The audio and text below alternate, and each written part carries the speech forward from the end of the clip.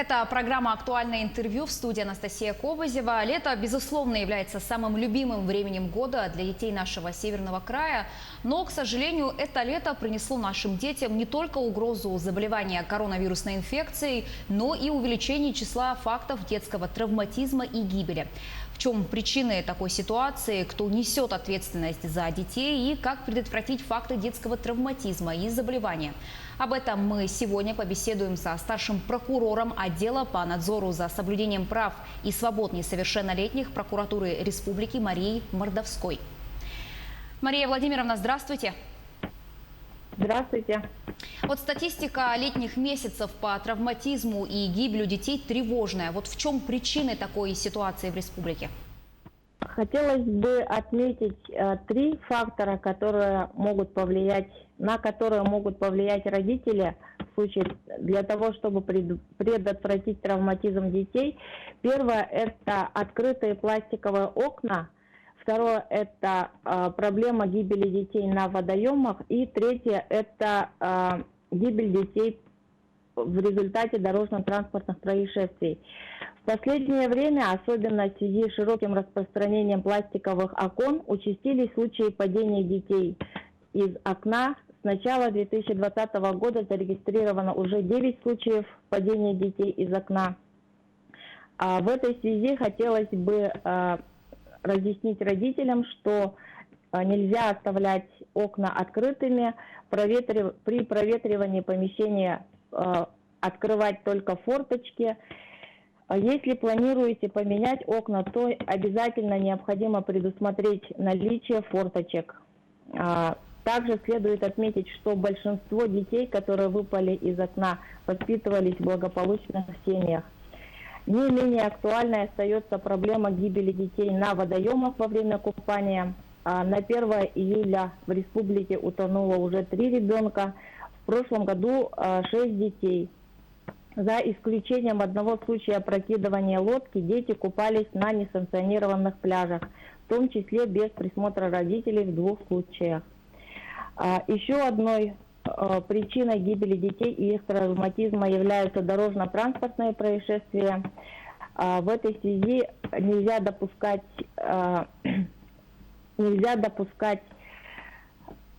перевозку детей без автокресла и без ремней безопасности. И перед тем, как посадить ребенка на велосипед или на самокат, необходимо обучить детей правилам дорожного движения. За 2019 год в результате дорожно-транспортных происшествий на территории республики пострадало 169 детей, 3 из которых погибли.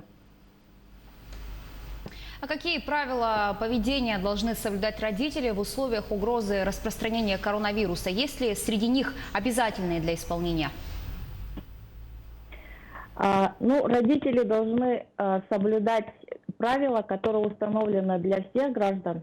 Это социальное дистанцирование от 1,5 до 2 метров и ношение средств индивидуальной защиты. Кроме этого, на родителей возложена обязанность в случае, если ребенок покидает место постоянного проживания, они обязаны уведомлять администрацию органов местного самоуправления, куда ребенок выехал. То есть, если ребенок выехал, например, к родственникам в другой населенный пункт, родители несут ответственность за то, чтобы администрация указанного населенного пункта знала о том, что какой ребенок туда прибыл, и установила за этим ребенком медицинское наблюдение.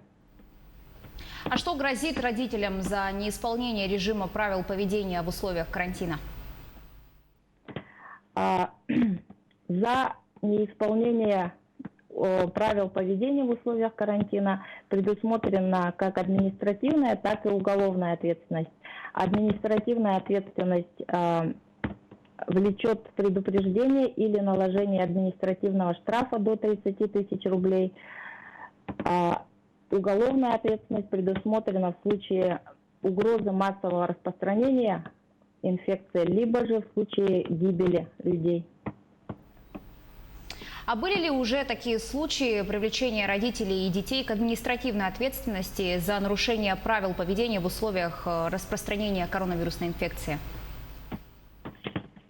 По данным Министерства внутренних дел, на 22 июля 2020 года к административной ответственности привлечено 529 родителей и 75 несовершеннолетних.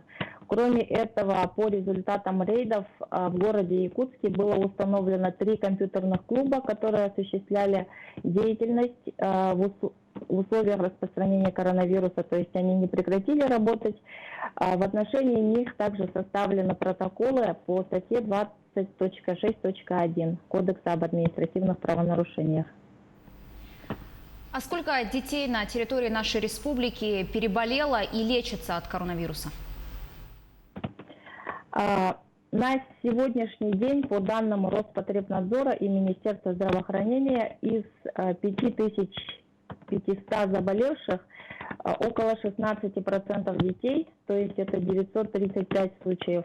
Летальных исходов заболевания детей нет, а в основном дети являются носителями и переносчиками заболевания, так как у большинства детей заболевание проходит бессимптомно.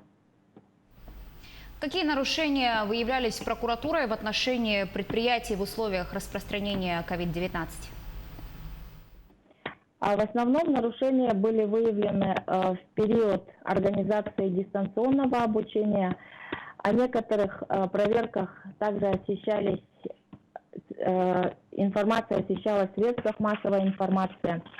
Например, о результатах проверки в общежитии СВФУ, где студентами не соблюдался режим повышенной готовности и со стороны администрации не были приняты соответствующие меры в отношении студентов. По факту проведения субботника с массовым скоплением граждан на территории Агротехнического университета, по факту массового скопления граждан на территории одной из школ в очереди за получением сухих пайков и по фактам выдачи аттестатов в 26-й школе. Кроме этого, прокурорами были выявлены случаи отсутствия или несоответствия санпин, перерывов между дистанционными уроками, в случае неразмещения на официальных сайтах образовательных учреждений локальных правовых актов, регламентирующих дистанционное обучение и так далее. Вот для поддержки семей в период коронавируса государством и республикой предусмотрены выплаты. А поступают ли в прокуратуру жалобы граждан по этому вопросу? Да, такие жалобы поступают.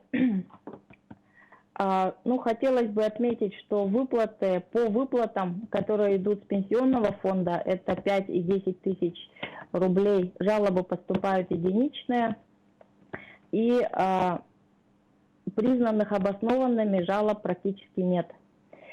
В прокуратуру республики еженедельно поступает информация из пенсионного фонда, из Министерства труда и социального развития и из Государственного комитета по занятости населения по ходе реализации указанных выплат. И надзор направлен на своевременное назначение и перечисление выплат, а также на недопустимость незаконных отказов в назначении выплат. В последнее время участились жалобы, которые поступают по выплатам на детей от 3 до 7 лет, и практически все они касаются несвоевременного перечисления средств при наличии положительного ответа Управления соцзащиты. И в этой связи хотелось бы разъяснить, что в соответствии с порядком назначения указанных выплат сроки рассмотрения указанных обращений сроки рассмотрения могут быть продлены до 20 дней, и при этом перечисление выплаты должно быть осуществлено не позднее 26 числа, следующего за днем принятия решения о назначении выплаты. То есть, если гражданин обратился за назначением выплаты, например, 25 июня, решение о назначении выплаты вынесено 27 июня, то перечисление средств должно осуществляться не позднее 26 июля. То есть После того, как будет удовлетворено заявление гражданина о назначении выплаты, после этого вот следующий месяц, не позднее 26 числа, будет осуществлена указанная выплата. Мария Владимировна, спасибо. О безопасности детей в период пандемии мы говорили со старшим прокурором отдела по надзору за соблюдением прав и свобод несовершеннолетних прокуратуры Республики Марией Мордовской. Не переключайтесь.